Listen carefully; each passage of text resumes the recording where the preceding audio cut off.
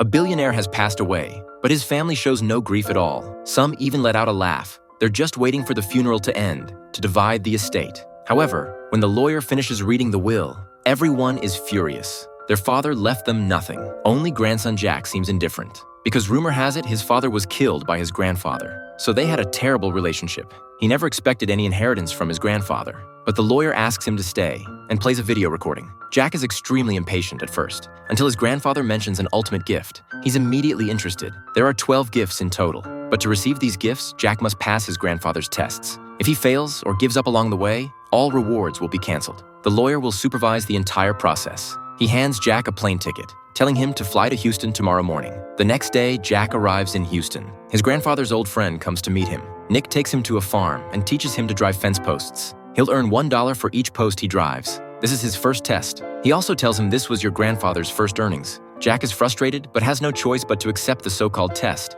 He starts trying to drive the fence posts, but Jack's posts are terribly done. Nick simply ties a rope and pulls them all down. Jack is furious.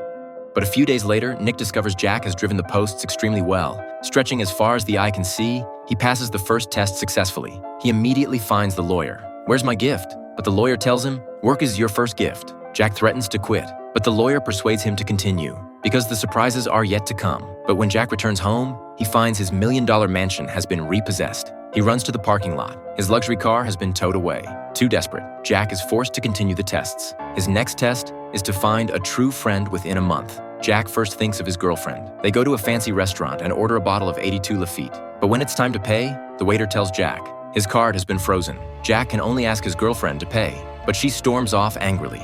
Broke, he can only sleep on park benches. The 1-month deadline is approaching fast, but he still hasn't found a true friend. This day, Jack wakes up in the park and sees a homeless man harassing a mother and daughter having a picnic. He shouts loudly and drives the homeless man away. After learning about Jack's situation, the girl, Annie, to thank him, agrees to pretend to be Jack's friend to help him pass the test. Jack takes Annie to the lawyer. The lawyer asks if Annie made a deal with Jack. Annie's answer is very clever. Look it up. Does he look like he has anything to offer? Annie even swears she'll be Jack's friend for life, but Jack doesn't take it seriously. Once it's done, he says goodbye to the girl, completely missing Annie's disappointment. Soon, Jack receives a check. He thinks he's finally getting his inheritance, but opens it to find it's the $1,600 he earned driving fence posts. Then his grandfather tells him to use this money to help someone truly in need.